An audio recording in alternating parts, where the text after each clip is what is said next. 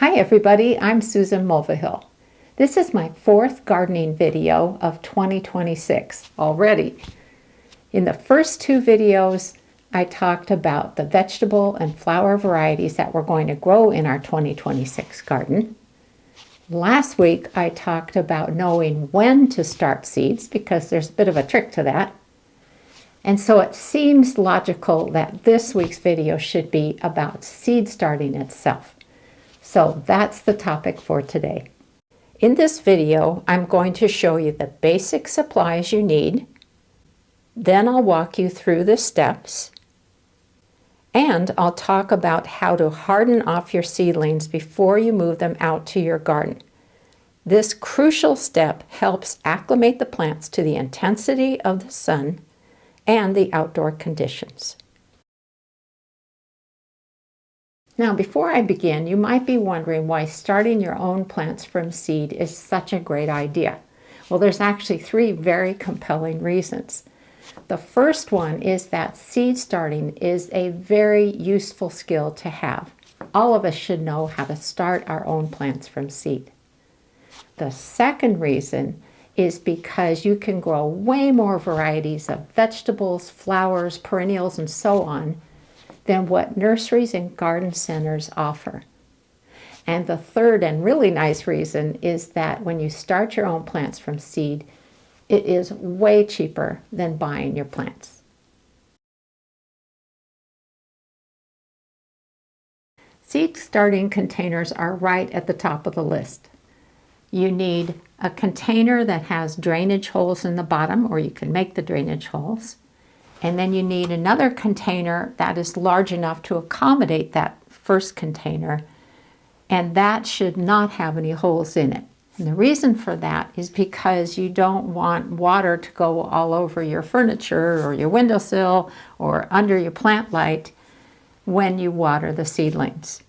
So I'm going to show you some different things that I have used and give you an easy DIY to make your own seed starting container. If you get your garden supplies from a garden center or from an online source, what's most common is that folks will buy a tray that does not have any drainage holes in it, and then some type of an insert to go into it. And the insert has holes in the bottom.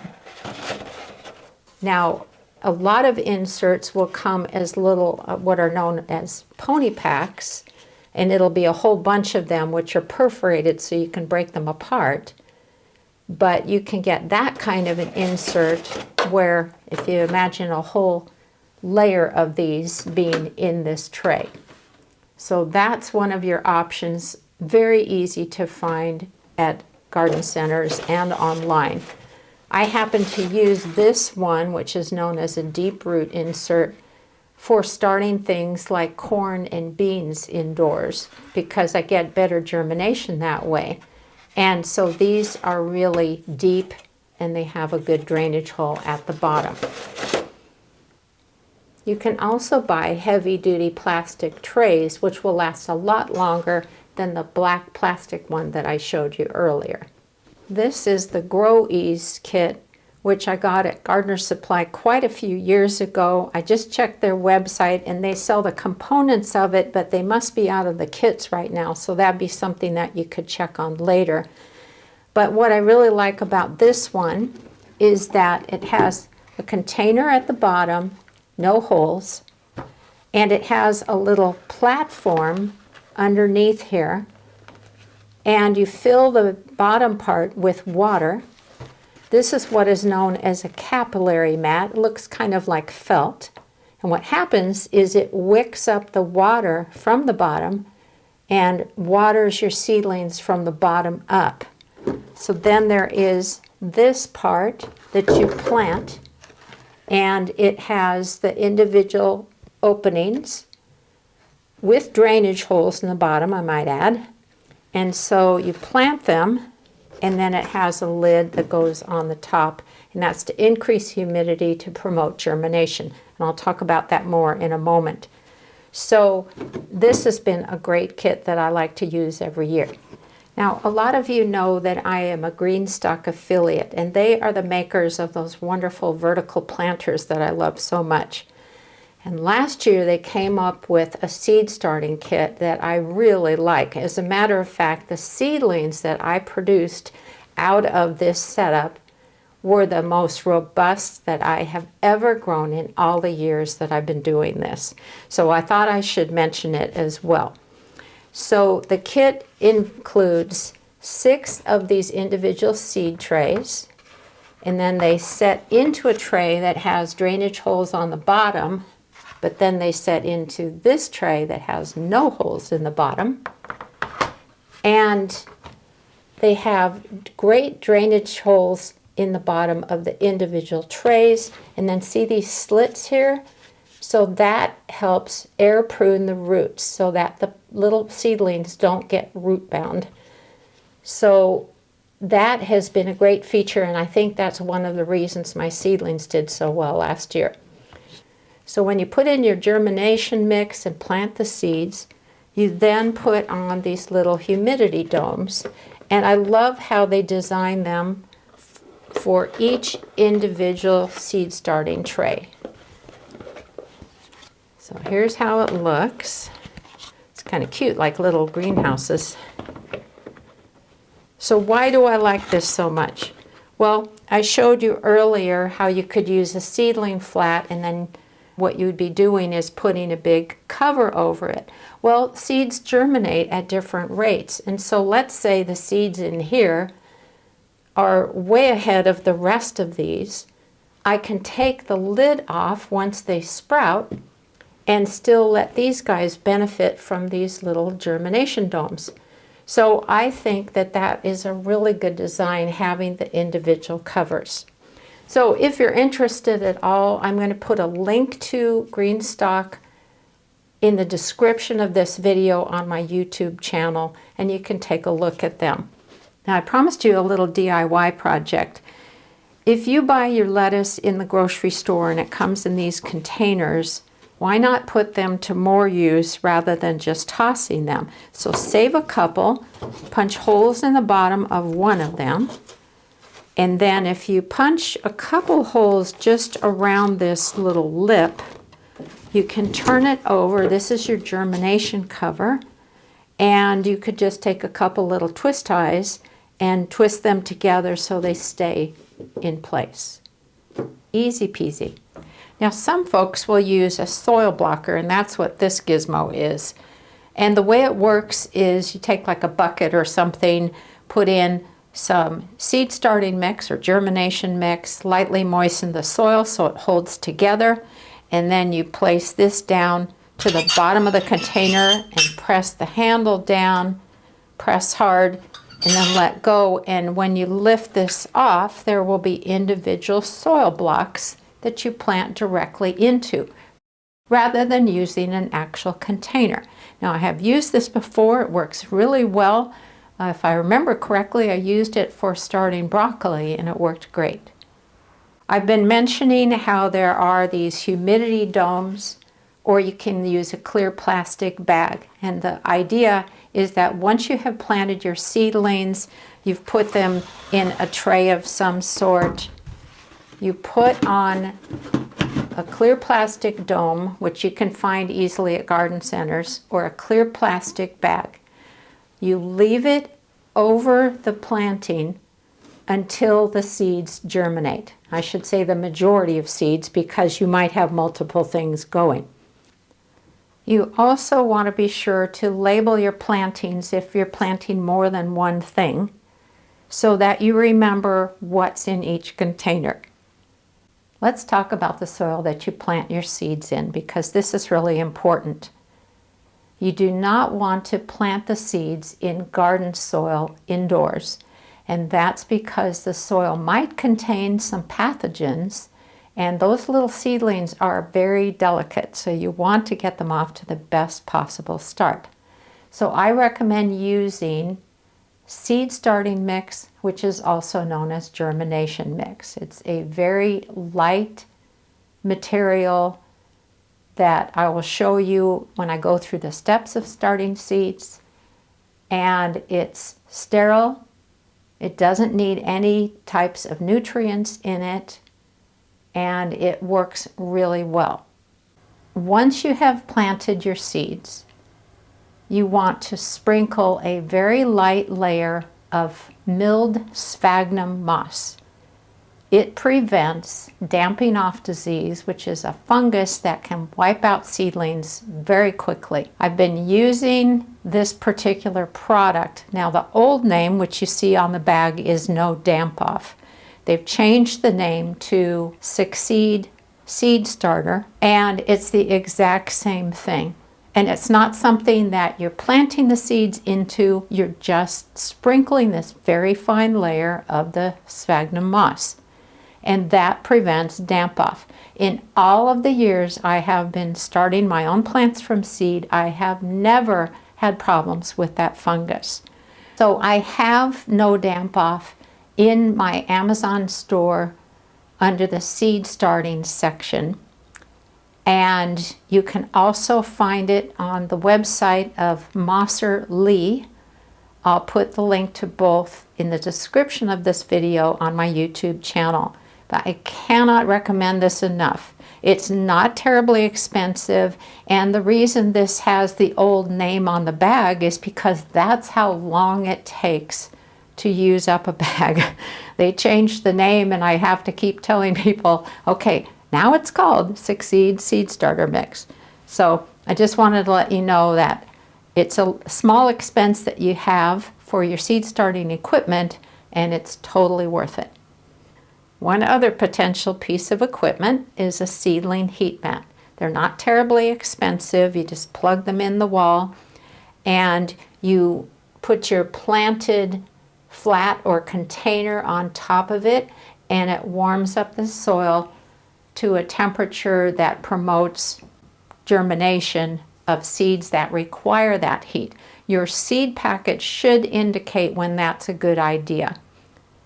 Most seeds that I grow tend not to need it, but there are certain ones like peppers and tomatoes that really benefit from that seedling heat mat.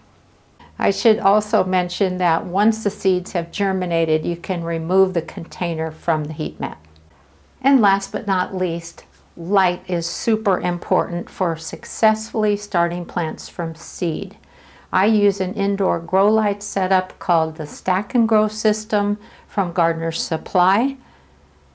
And there are certainly a lot of different types of grow lights available these days of varying sizes and configurations.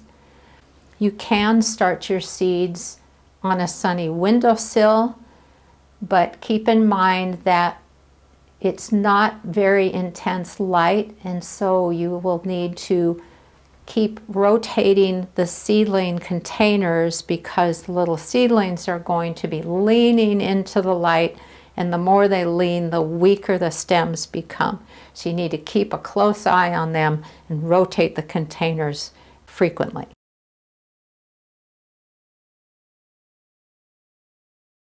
Okay, I've been talking about all kinds of things about seed starting. Let's plant some seeds. The first thing you want to do is to read the seed packet. That way you know that you're planting them according to their needs. Today I'm going to plant a couple of pony packs of pak choi, and specifically Green Fortune, which you see on the right.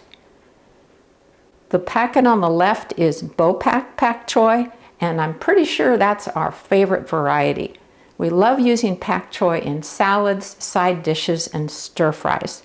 It's super easy to grow. I've flipped over the packet of the Green Globe pak choi, and you can see that the seeds need to be planted 1/4 inch deep. I read through everything else on the packet, and they don't have any special requirements or anything kind of out of the ordinary for starting the seeds. The next thing I did is I put some germination mix into a bucket, and I added just a bit of water so that it holds together. If you squeeze it, it should feel like the amount of moisture you would feel in a wrung out sponge. So you can see when I do this, it's not dripping wet. I set the 2 pony packs into a small seed tray that does not have any holes in the bottom, but the pony packs do. And then I'm just going to use a chopstick to make some little holes for the seeds. Pak choi germinates really well, so I'm just going to put a single seed into each cell. Here's what the seeds look like, so you're not going to be seeing them going into the soil, but that's okay. So just place a seed into each cell.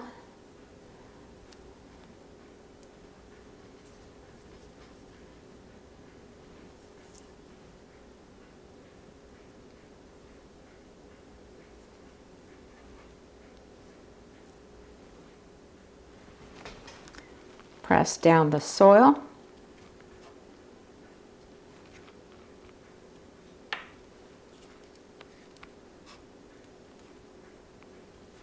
And then I'm just going to top off the soil in each cell. At this point, I typically add just a little bit more water to the soil.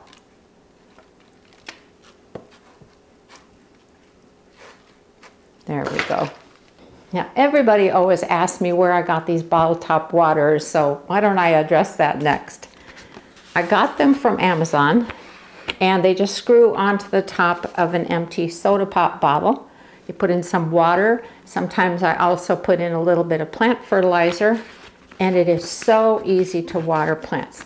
I've had these for years, so they hold up very nicely, and I wanted to let you know they are in my Amazon store so that it's easy for you to find them. And you'll find a link to the store in the description of this video on my YouTube channel. I'm not trying to sound like I'm selling you things, but this is definitely something that I think you would enjoy having. Now remember how I talked about damping off disease? Well, here is the product. You can see it's very small, finely milled sphagnum moss, and this is how much I put on them. Very little. That's why it lasts for such a long time. Be sure to label your plantings. That is really important because a lot of times seedlings look very much alike and you might not remember what you planted. And then here's a little humidity dome that goes on the top. This increases the humidity in the little container, and that's what helps the seeds germinate. So this is an important step. If you don't have a clear plastic lid, you can use a clear plastic bag. And the last step is to put the container under a grow light. We run ours from about 7 in the morning to about 9 o'clock at night, and it's on a timer, so it automatically comes on and automatically turns off in the evening. Now, it's okay if you don't have a grow light system. As I mentioned earlier in this video, you can put your container into a sunny window. There's 2 important things to remember though. First of all, while your container still has a lid or a bag over it, make sure you keep an eye on it, because if it looks like it's getting really hot and steamy inside there, you're going to want to vent that a little bit off and on. The other thing is to remember to rotate the container once the seedlings have sprouted, probably once a day I'd say, and that way the seedlings are not leaning towards the light, which can weaken them. What happens when the seeds have germinated or sprouted? The first thing you want to do is to remove the lid or the plastic bag, because they have served their purpose. You only needed them to increase the humidity within the container so that the seeds would sprout. This is when you really need to keep an eye on the moisture in the soil, because now that the lid or bag are gone, it can dry out quickly. So you want to keep the soil lightly moist, not sopping wet and not bone dry. So keep an eye on those seedlings. Once your seedlings sprout, they're going to have a very simple kind of a leaf that's known as a cotyledon or seed leaf.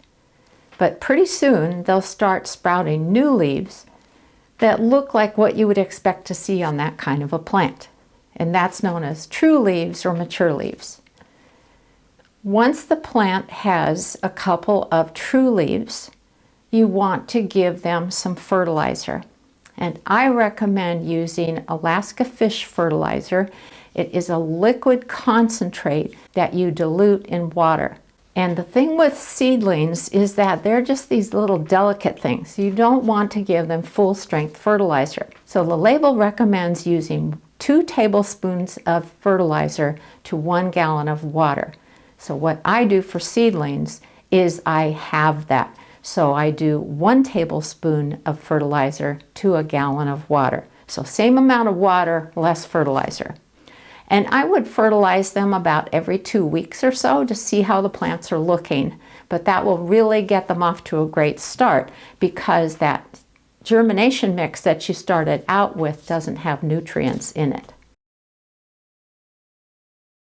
If the seedlings outgrow the container that you started them in, and when I say that I mean you've got roots coming out of the bottom and the plants seem too big for the container, you can either transplant them out in the garden if it's the right temperature for them. If it's too early and too cold, you're going to need to up pot them, which means potting them up into a little bit larger container.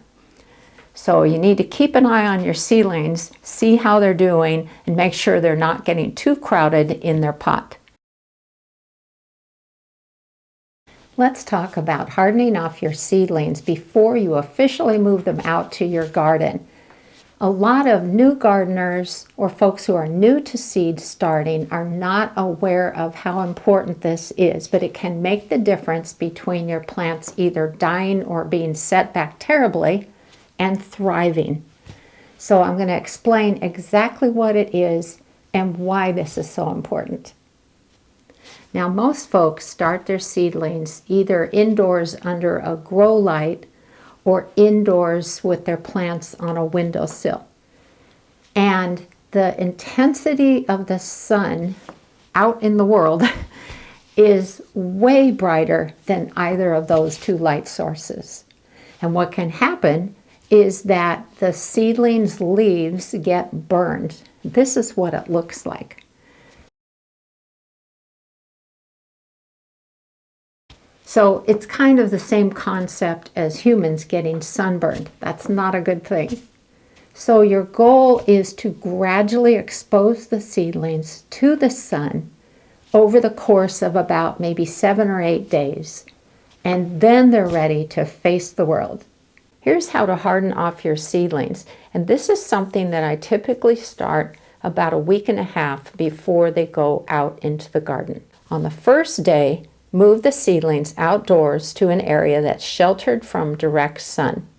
After an hour, move them back inside.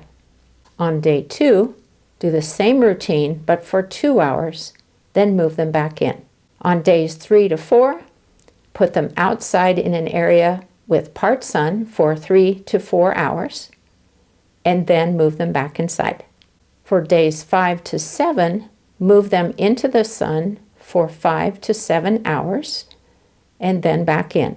After that, they can be permanently moved into your garden, provided the weather conditions aren't too cold for them. Now, if you work during the days, start on your days off, so maybe the weekend, let's say, and move them to filtered light while you're at work. Gradually move them to where they get more light, but take a bit longer than the other routine to do this. Okay, so that is my seed starting basics video. I hope it was helpful. If you run into issues that you're not sure about along the way or you have questions, either email me at susan@susansinthegarden.com or put a comment down on this video on my YouTube channel and I'll be sure to reply. Thanks so much for watching today, everybody. Happy gardening!